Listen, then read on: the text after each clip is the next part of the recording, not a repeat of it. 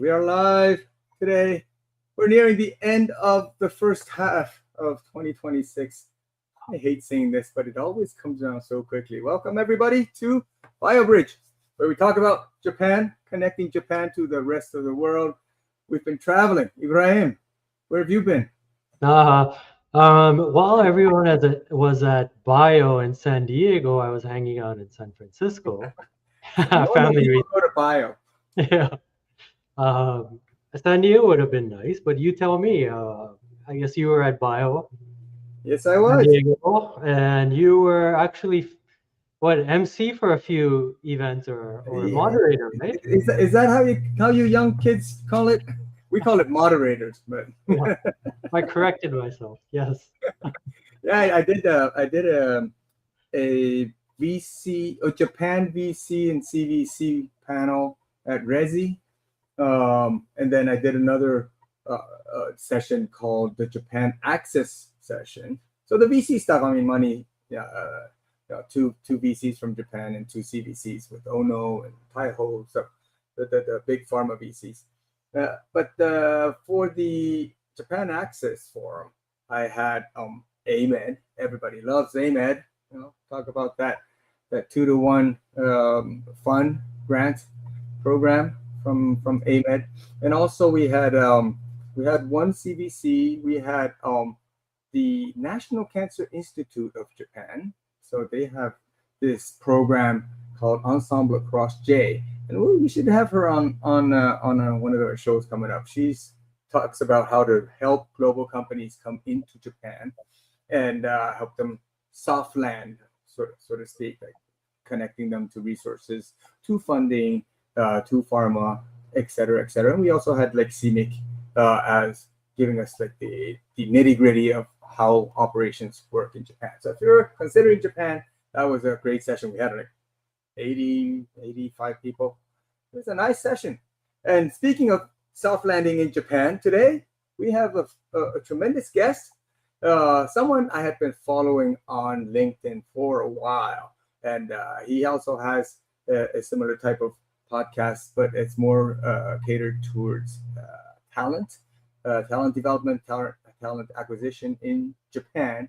And he had one of our guests earlier with James Feliciano. And so we got in contact. His name is Ryan, and we'll bring him up on screen. Say hello, Ryan. How are you? Good morning, world. Thank you, Tetsu. Pleasure to be with you, Ibrahim. You've been traveling too. Tell us a little bit about where you've been, what you've been up to. Yeah, just off the plane about 16 hours ago, back from Bio as well. My first time, didn't know what to expect other than lots of networking, and networking I did.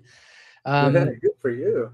A lot of interest in Japan. Japan still seems to be a missing link for a lot of companies, not really being able to understand the pathways, how to choose the right partners. And of course, it costs a lot of money to go direct. So pretty much every company had interest in Japan, just depends where they are in their growth story. Okay. Well, before we go too deep into the type of stuff that you do, who are you? What do you do? And I know you're in Japan, but you definitely don't look Japanese to me. So we want to know your origin story and what you've been up to. I heard 18 years in Japan. That's not normal for somebody who's not from Japan. So yeah, it goes longer than that, actually. And the reason I'm here is because of my parents. My parents brought me to Japan when I was 10. My mom was a missionary's kid in Nagoya, and then she went to international school in Nagoya, had a dream that her sons would go there one day too. And so Canadian, originally from Vancouver, Canada, but my parents had me while they were living in England. So I'm England born, and then a short time in Canada before moving to Nagoya at the age of 10, grew up there. And then after university in Canada, in Vancouver, I got an internship in Tokyo as a recruiter. Didn't know what it was. Instantly found love. 18 years later, here I am. So what I do is I help US and European innovative pharmaceutical companies and medtech, precision medicine in particular is a hot space right now, liquid biopsy and genomic testing. I help them to find the leaders they need on the ground here to scale them up. So sometimes that's the representative director for a startup company. all the way up to a medium-sized enterprise and hundreds of employees in Japan that's already here and really well established, but they need a new leader, whether that's for succession planning or simply a different phase of business they're going into, or sometimes it's just the result of the global CEO changing. And then with him or her comes a sort of a leadership or cultural shuffle that cascades through the organization. So there's always a need for a GM or president or managing director, whatever you want to call it, because they're the leader for Japan to translate what's going on the ground in Japan to the world, and then also to localize and execute the global strategy. Well. So you said you came to Japan for the first time at 10 years old? That's right, yeah. And then you went to a local school, or you went to an international school? International school. So that's really what kind of got me into an expat community, expat bubble, perhaps. All right. But Nagoya is always close to my heart. So this is very similar to my origin story, but I was, I guess, born in Japan. And hence this non-Japanese guy ended up in Japan, just like, I guess, Ryan. But I woke up in Japan, I guess. Yeah. It's everyone kind of finds their own different path to Japan, but so many end up staying because it's such a beautiful country. And you've been in Japan since you were 10, or did I hear you came out except for university back in Vancouver, where I studied commerce at the University of British Columbia. Okay. And then I got an internship in Tokyo in 2008, 2 weeks before Lehman shock. So it was that's a kind of be a gap year sort of thing. But then Lehman shock hit and it was full on survival mode. And here I am today. Wow. Pretty interesting and non-typical career path. But you've been in the human resources, talent acquisition, talent development, this people career your whole life. Is that fair to say? Yep, that's right. Talent acquisition, recruitment. Yeah. I'd love to know a little bit more before we dig into the cross-border part. What exactly do you guys do? Because to me, there's probably different levels. There's people who just kind of go out and find, should I even say talent, but more like human resource, like people to do a task. And then there are people who need to, I guess, get people with higher ups with more strategic hiring. So where are you? What kind of stuff do you do? Yeah, it's a great question. Things to think about. It's a great question because recruitment has such a low barrier to entry. Yeah. Anyone can be given a chance at some shop and pick up the phone, and then you either make it or you don't. It's a cutthroat industry. You either bring in the revenue or you don't. And sometimes, that transactional mindset can come at the cost of, relationships, and those kinds of people don't last very long. But I suppose to answer your point about levels, the business as usual way of recruitment is HR, I need to hire X position. HR will then dish it out to anywhere between 3 to 10 or sometimes more agents. So it's a very noisy market, right? But the key that has helped me to not just survive for 18 years, but I'd like to say thrive, is by being very intentional about the type of clients that I want to work with. So, for example, I mentioned innovative US and European pharmaceutical and medtech companies. What that means is, one, they're based in the US or Europe, of course, so they're global. They don't have enough presence in Japan yet, or really need someone on the ground who can help them understand the landscape and the challenges. Because even for bigger companies that are present in Japan, they don't always have someone telling them how it really works on the ground here, or give them nuance of their competitors and things like that. So it's really just about carving out a blue ocean, that clients that one loves to work with, that gets you passionate about those clients, and then finding a particular skill set. In my case, that's general managers, right? So it's a very low volume of position. There's not many GM positions out there, and they're almost always extremely confidential and sensitive. because of the impact that can have on gossip and competitors and replacements. Often is a key trigger for that. But passion is so important, isn't it? And what makes me passionate about general managers is one, that the fact they have such a big impact on the market in Japan, top line revenue, as well as ability to attract talent into the company to grow. And second is working in partnership. So not being a vendor, one of 5 or 10 agents that gets a job description, but really partnering with a client, sitting down with them the beginning of the process, conducting a thorough briefing, using a structured methodology to really get to the heart of what it is you need that maybe you're not even consciously aware of yet. And through a really robust discussion, really understand, how is your business changing? How is the profile of this leader changing? How is their performance going to be measured? What are the success milestones? So that we can then go and sell that to the right people. And when I say the right people, it's not about blasting it out to the market. It's about coming back a month later with, the top, say 3, give or take, best talent in the market. Much of the time, those candidates won't have even been paying attention to the market. So is that you, or is that RGF as a whole? I mean, just searching for GMs. That's me. I mean, tell me about RGF too. Like, as a Sure. whole. How big is the company? Yep. So RGF Executive has 100 consultants, and we were established in 1998 as a boutique called CDS. It was a headhunting boutique company, and that grew and was acquired by Recruit 2008, rebranded to RGF in 2018. And then we were sold by Recruit to Fullcast, another listed Japanese staffing firm. And we're under their ownership as of April 1 of this year. So it's a listed company, but much smaller than Recruit. Therefore, we get a bigger voice and attention in the group. Wow.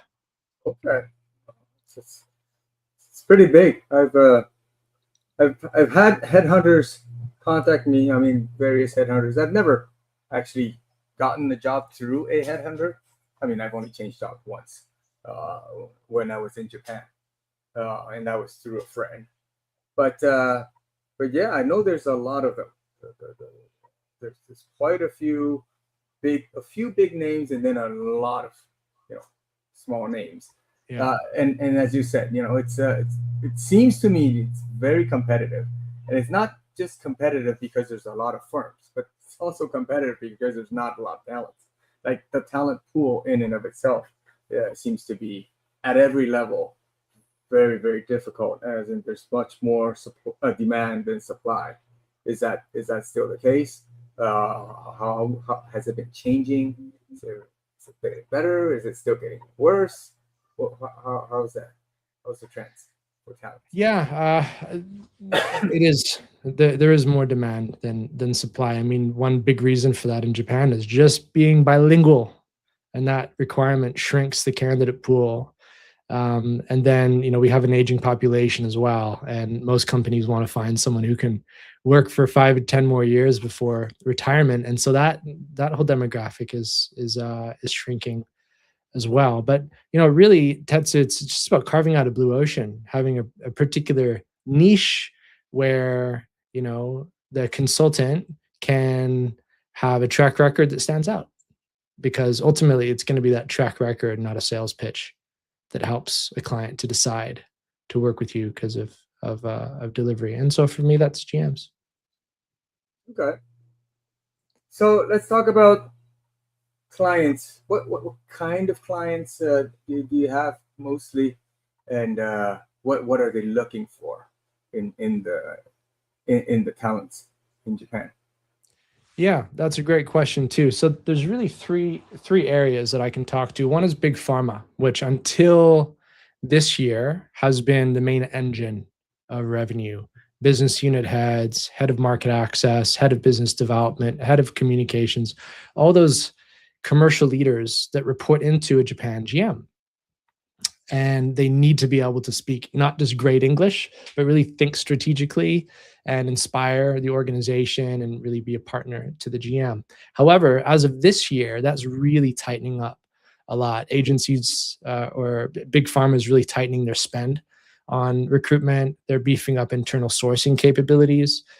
And they're flattened organizations, which means there's just fewer executive roles in existence in the market because they've cut the number of executive officer or corporate officer roles, but they're growing sideways with those high performance, hands-on lead type of profiles. So it's really this year our focus has shifted to the biopharma space. So when I say biopharma, I'm talking about small to medium size organizations, mostly rare disease, new product launches, strong pipelines, first in class, first in disease even, and interesting spaces where Japan disease prevalence will be several times higher than other markets. So Japan becomes in the spotlight for that. They don't want to get it wrong, and that's where they need a strong local GM versus in big pharma, 9 out of 13 big pharma GMs are expats in Japan. So it's GM -1 in big pharma, shifting to GM in biopharma,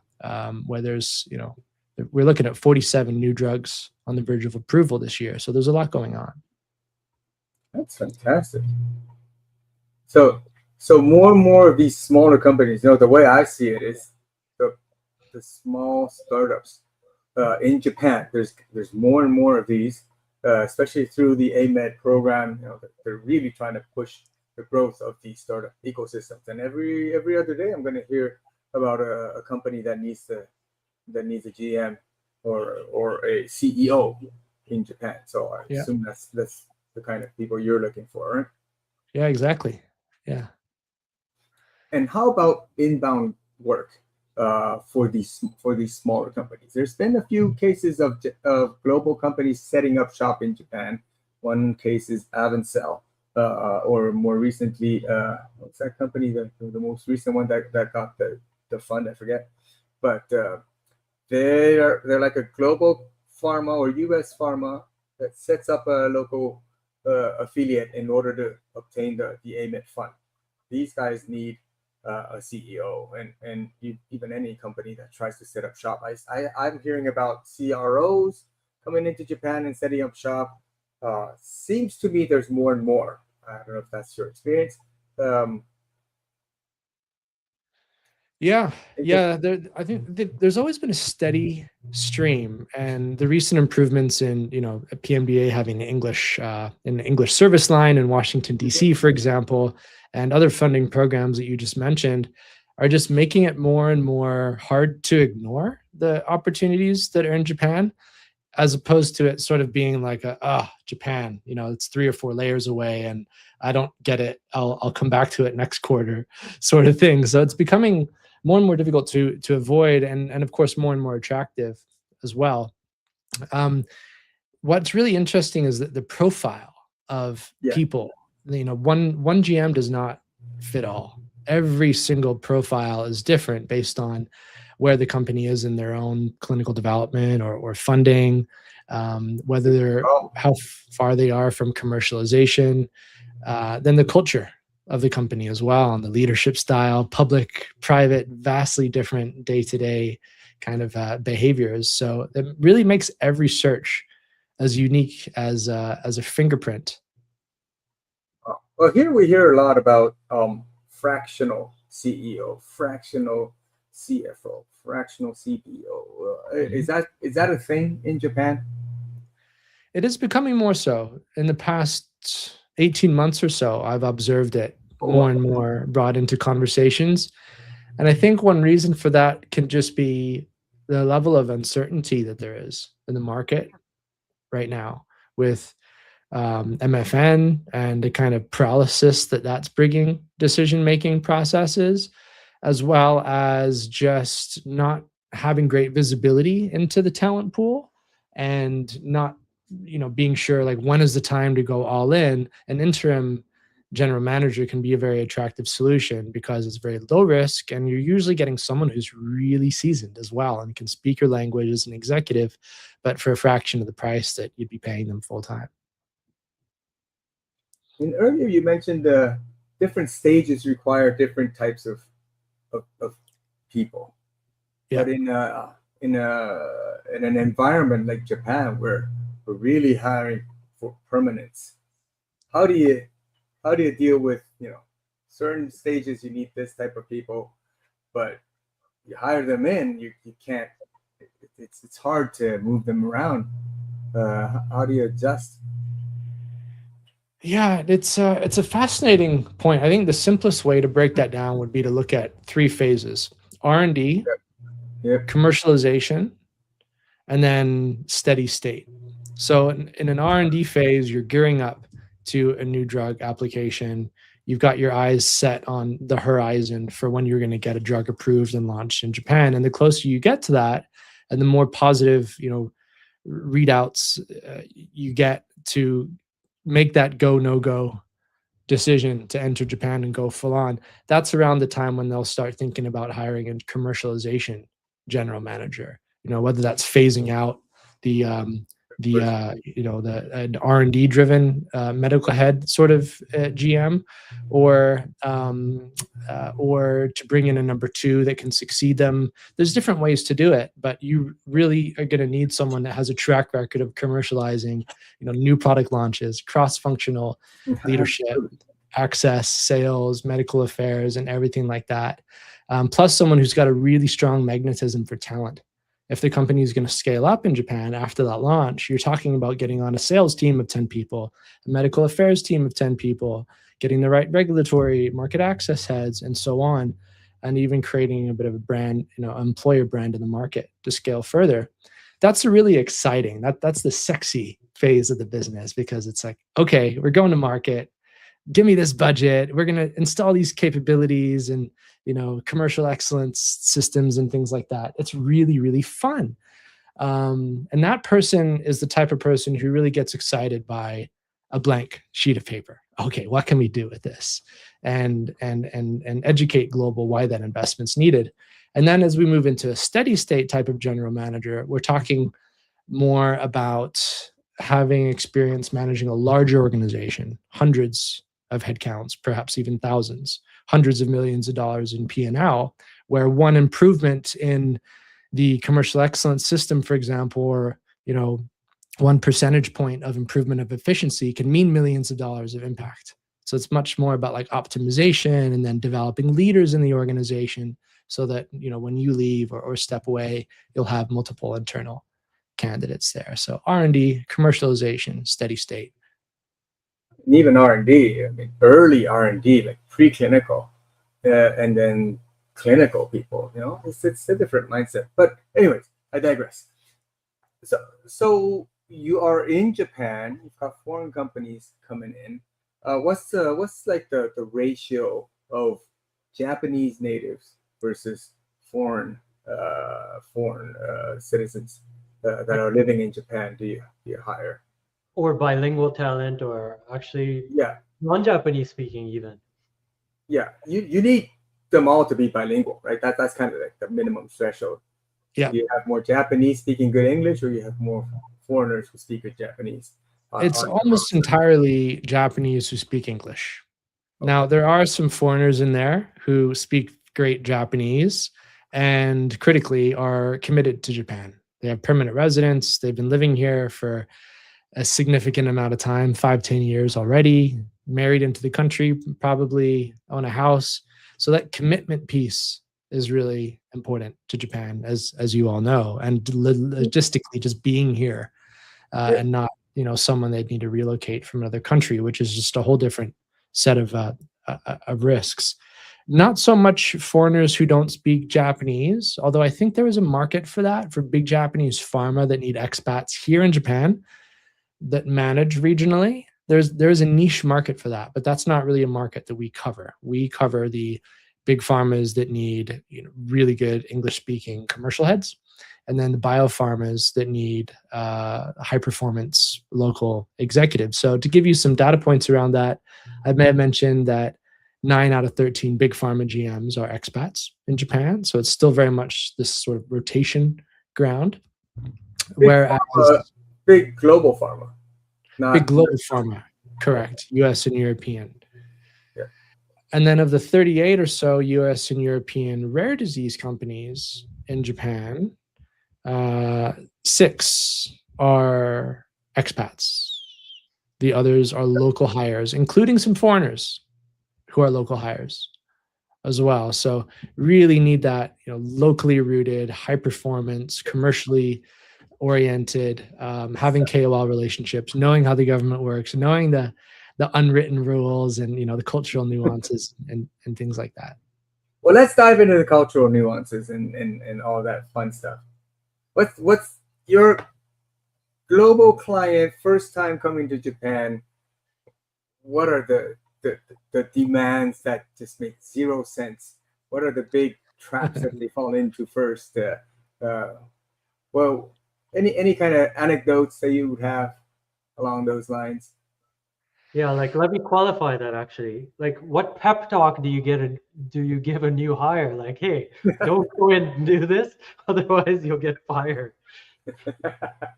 Yeah, I think the theme that's come up in the past year or two with global executives for whom Japan is a new market, and in several cases, it's been the first market outside of the US because they've been growing so much in the US or Europe, and Japan is now their first international market. And so the theme that has come up a number of times is that the candidates have lots of questions. What are they doing about this? What are they doing about that? And they can get really into the weeds with the questions that sometimes at a CEO level might turn them off a bit. I mean, like, is that what you're worried about? Like, can we talk about more big picture stuff?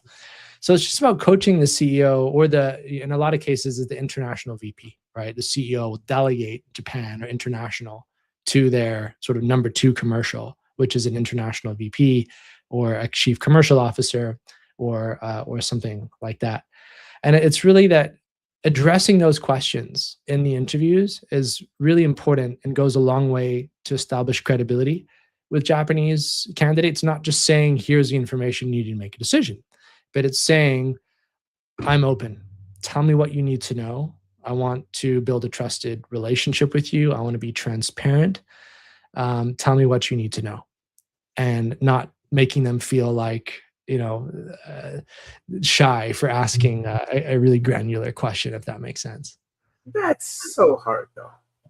If I'm a global sponsor and I need to hire a local GM, that's so hard for me if I've never gone to Japan. I don't know the market, and now suddenly I need to hire this guy and I need to just let him run with it because it's such a different environment. I know I don't know, but it's so hard. It happens at every type of function. When I was running clinical studies, as a Japan PM reporting up to the global PM, there would be so much micromanagement. Like, why are you going to the site again? Why are you doing this and that? So all this type of trust issue is, I think it's very trust. Difficult. That's right. So it could be something as simple as like, okay, in order to launch our asset by such and such date, we need to be at this certain Congress. But this Congress, we need to register for 12 months in advance. Have we done that? That detail right there could alter the plan or the presentation they make for their final interview. It's those kinds of things that a really robust and savvy Japan GM who is bringing you both the domain experience that our clients are looking for, plus the ability to ask for what they need from global. Those are it's that level of granularity that the global can expect. And, that's where we can help as well, to help them create that pre-read for the candidates so that they can show up and make the most of that final interview. So I've read in your stuff where you talk about future fitting GMs. Yes. You want to tell us a little bit about how that concept works? How do you work with GMs to make them become a future-proof asset? Yeah, well, we can't make them become a future fit GM, but what we look for are things that we still looked for, 5 or 10 years ago, adaptability, for example.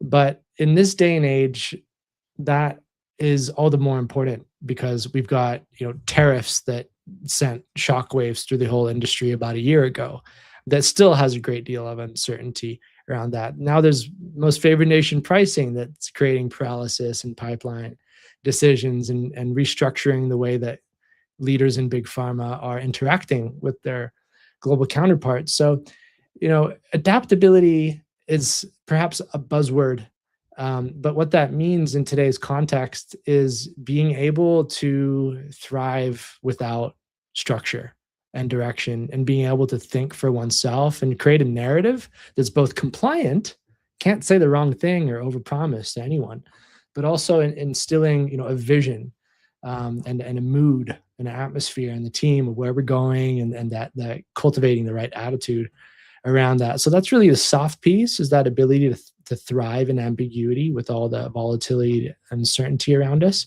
And that's before we throw in AI and basic AI literacy, which is now becoming, more and more critical every day, not just how to write a prompt, but the ability to experiment with a new tool and pick it up in a matter of days before the next one comes around as well. And not everyone's going to be hands-on with that, but it's having a certain literacy and attitude of continuous learning that's going to be key.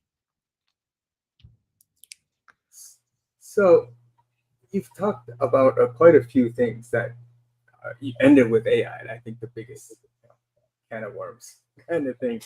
But my experience over the past 10 years, I was in a CRO, so I was kind of like doing like one thing.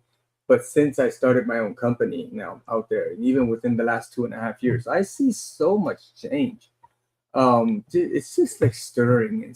And I mean, starting with COVID, changing so much of the landscape, how we communicate, even in operations, where we go less to the sites now than before. We're more efficient. We're more online. How all this? How has that changed the talent pool? And like you were saying, the kind of adaptability. The people who have more adaptability, I suppose, they're climbing, they're floating to the top faster. Who are the people who are kind of sinking? What kind of unexpected type of talents that are now coming up the pipeline? I'll let you develop on that. Yeah, it's a hard question to answer, and I don't have an answer for that. Well, yet. First, do you think there's more change? Like the pace of change is faster in the past, let's say 5 years versus the previous 5 before that, and then even 100%. I mean, last year was AI or ChatGPT. This year it's Claude. What's next, right? Just Notebook and all these new names. It's like months.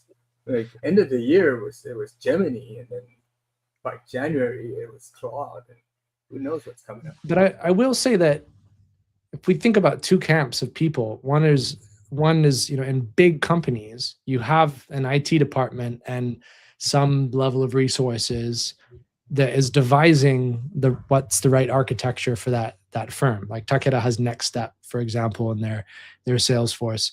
There's a certain merit that these big companies have to invest and create these capabilities and then teach their employees how to use it.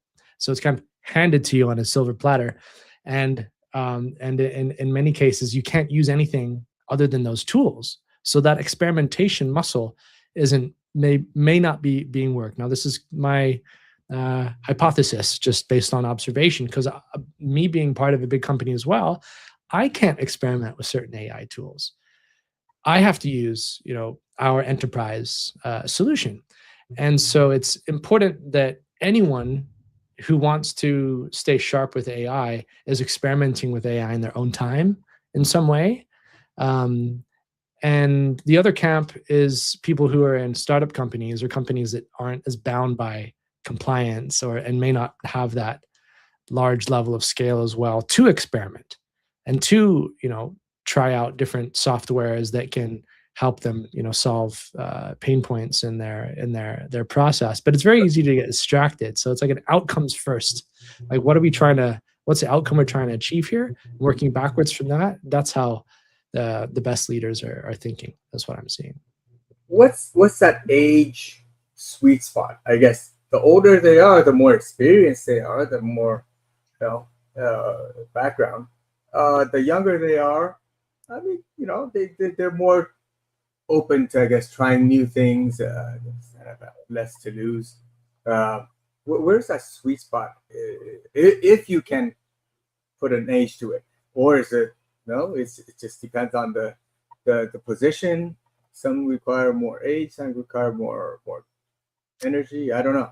How do you categorize? I don't think there is an age. I mean, I met Really? someone in their late 50s the other day who has just been through an AI implementation project in a company, in a mid-sized company in the 500 plus employees range.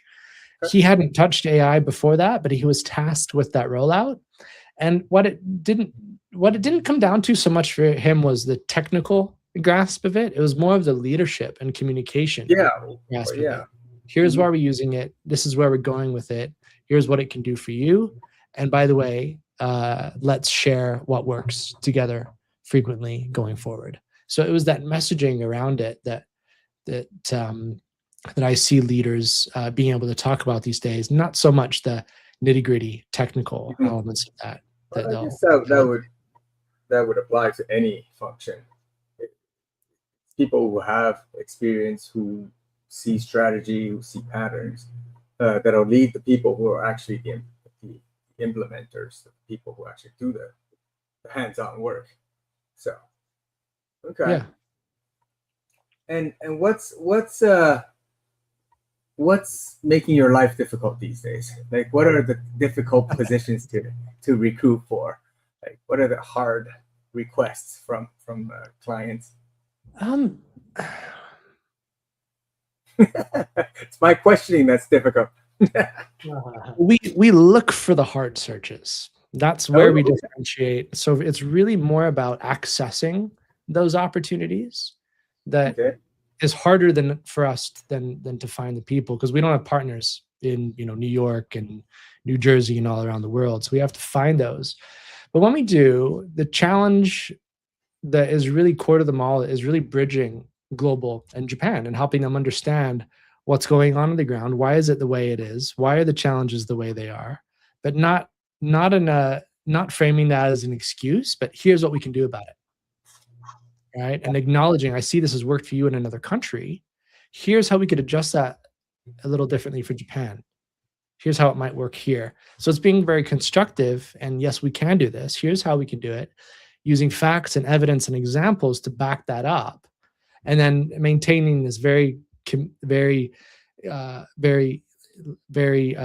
open channel of communication constantly, so things can flow and get repeated as many times as they need to for the message to stick. So global companies, they hire you to bring in a GM. You hire a GM. That's definitely not the end of it, right? After 3 months, 6 months, 1 year, the global company, they still come to you when there's things that happen, or there's typical problems that happen that you have to go in and sort of put out some fires. What are some typical things that happen? I think that when a new GM comes on board, they're going to immediately assess their team. They're going to understand the strengths of the people around them, what motivates them, and where are the talent gaps, risks or gaps. This is the person you hired. I mean, you placed. That's right. Right. I'm talking about the global company that hired you to find this GM. Yeah. So between this global company, they come back to you periodically. You report, or you report back up to them, or I see what you mean. After 3 months, it's done. No, that's a great question. No, we do keep in touch long term, because we want to be there for when they need a successor in 3 to 5 years as well, because they're growing, they're going to enter a different phase of business, or they're going to have a leadership change globally. So what we like to do is quarterly or bi-yearly calls with the company. So in San Diego, I visited a client out in Torrey Pines that we had placed their general manager a few years ago. No agenda, just getting to know them, seeing their office, so we can be the first to call for their next GM as well. And of course, it's not just me, right? There's 100 other consultants in my company. My team can help them with director and mid-management level placements as well. And we also have finance, IT. So basically, as a company, we can fit them out with any senior leader that they need. But it's between GM hirings that I'll stay in touch with global to help them understand what's going on in Japan, what's impacting their business, how's MFN impacting their pipeline and things like that, whatever's relevant to their business. Yeah. So you told me it was your first time at the Bio this year. Yes. But otherwise, how do clients find you? Mostly LinkedIn or referral. Mostly okay. referral, then LinkedIn. So, we'll do a good job for clients and they'll refer us. And that's where we'll meet companies that we'd never have discovered otherwise, just because they're kind of off the radar, or they didn't have the normal predictive indicators that we look for. But second is LinkedIn. So we do a number of these kind of webinars as well. And that just helps to get our name out there and give some tangible examples of work we've done. So for example, next Thursday, July 9th, we have a webinar with the Japan GM of Exact Sciences, which is launching an early cancer detection product on July 1st. That's the first of its kind. And we've helped them, Stefan's going to talk a bit about how we've helped them find first in market talents for that business. It's amazing. It's amazing. But so what made you go to Bio this year? I mean, it's the first time, but what was the thinking behind that?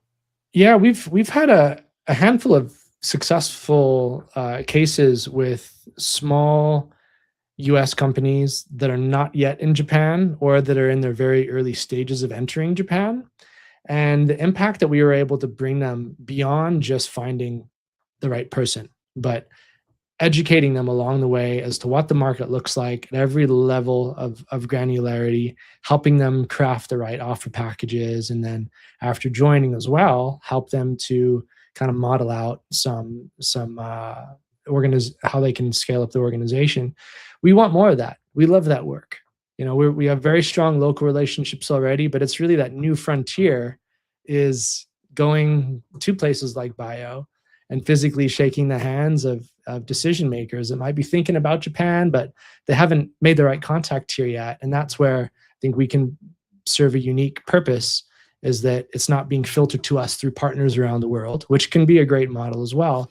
But it's just me. It's Ryan Sheppard and my colleague. His name's Russell Potter. The two of us were there because we love developing these relationships with global executives and helping them kind of have those aha moments. Oh, that's how it's like in Japan. I didn't know that. I didn't see it that way. Thank you. That's really helpful. And that clarity then aids decision making. And hey, if they, we may or may not be the right partner for them, but if they do, if we are, then that's how some great relationships have started. So we want to scale that out. So is it the expectation that you'll be out there every year, or maybe even go to JP Morgan? Or I'd love to go to JP Morgan. I think I'd also like to go to ASCO as well, because oncology is a particular area that when I look at our track record, it's like oncology, oncology, not just in new drug launches, but genomics as well. So I'd love to go to ASCO. We're at the same place at the same time, like this time. Next time we prepare in advance, maybe I'll have you on the panel. That'd be great. Talking about what to look out for. What are the main differences between the Japanese GM and the US GM? Things to look out for, things like that. If I'm in Japan and I want to aspire to become a GM, what's your advice? Let's say I'm just a middle manager, senior manager. I still have quite a few steps to climb before I get that GM title. What are the advices that you would give? I'm a Japanese. That's it. Yep. Yeah, great question. So I just finished reading this book called CEO Ready. And the core message of the book was, to become a CEO, you need to become ready twice. One with the skills and two with the relationships. So the skills you want to develop as a future CEO is in your mind thinking like the CEO, meaning if a CEO is going to be talking about some subject or going through some crisis or whatever, is not just waiting to see what they have to say, but think, if I'm the CEO, what do I think here?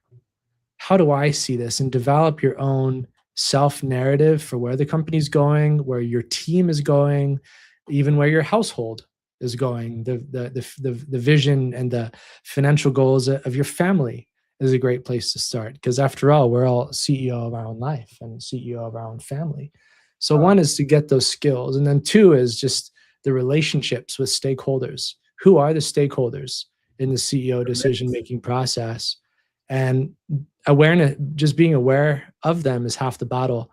The other half of the battle then, of course, is getting to know them, what motivates them, what makes them tick, etc., because they're all going to have say in the CEO vetting process. So one, the skills; two, the relationships. I cannot be more in agreement. The skills part, as somebody who's standing on top of the pyramid, it's really, I guess, the background you need to really speak to the people that you're leading. But the relationship part, my goodness, it's like you can't do everything. You have to learn how to influence people, and then these relationships bring you network, bring you more resources. So that's why I go to Bio or JP Morgan. I'm not there to find my next client. I'm usually there to expand my network.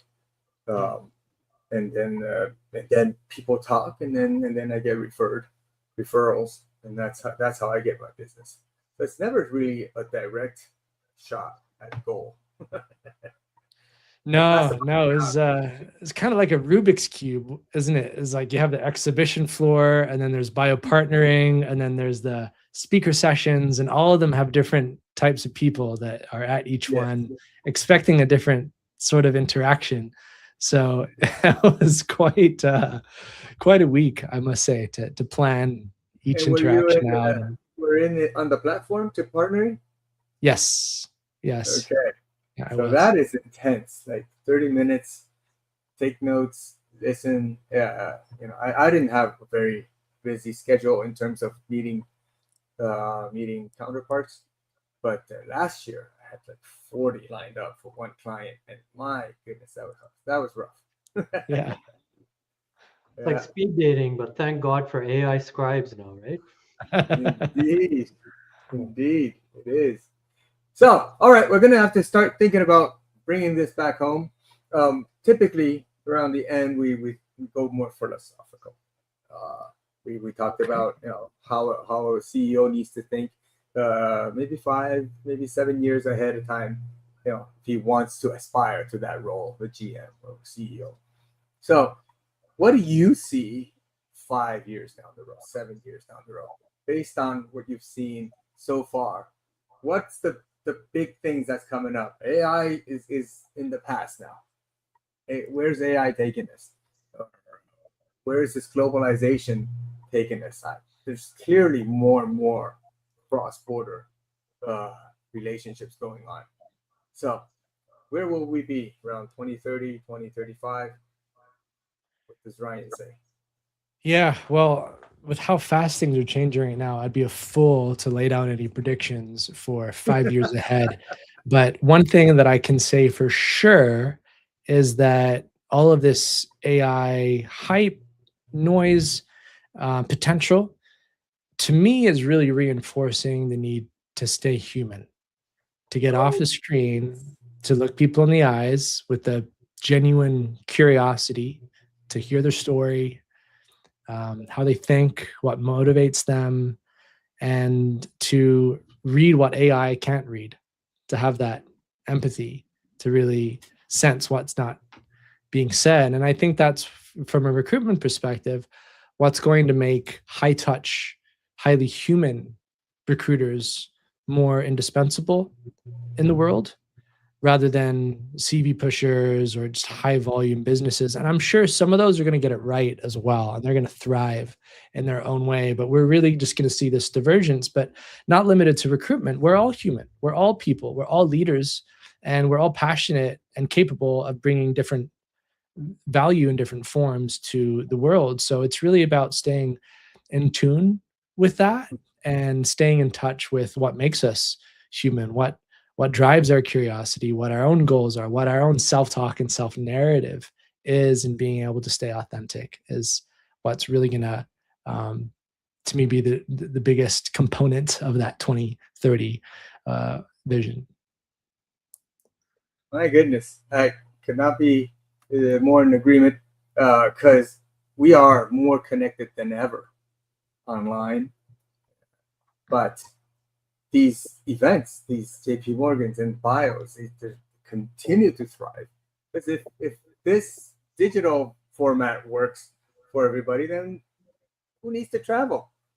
But it really is that personal connection, seeing the person in, face to face, sitting down, grab a beer, have a dinner, the chit chat that's not planned, meeting somebody in the hallway or of bio. This kind of stuff. I guess to be romantic about it, that triggers something that leads to something very quickly. That lots of this procedural stuff doesn't get you. So, on that note, thank you very much. Thank you, Ryan, for sharing your expertise. I don't think we've had any session where we've gone so deep in the human, the personnel, I guess the HR aspects of biotech. So thanks so much. This was very refreshing. Thank you, Tetsu. Thank you, Ibrahim. It's been fun. It's great.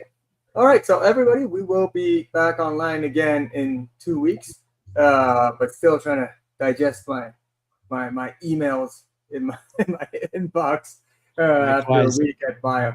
So, well, Ryan does have some jet lag to get over, but hope you get over that soon. And I say we, but I will be in Japan for Bio Japan. Hopefully see you there. I'm trying to twist Ibrahim's arms, but he's never very predictable. Told him to come to Bio, and then he ends up going to Seattle or somewhere, I forget, or San Francisco. Maybe the weekend before he'll decide we'll all be in Japan. But anywho, thank you so much, and we'll see everybody in 2 weeks. Thank you. Thank you. Bye.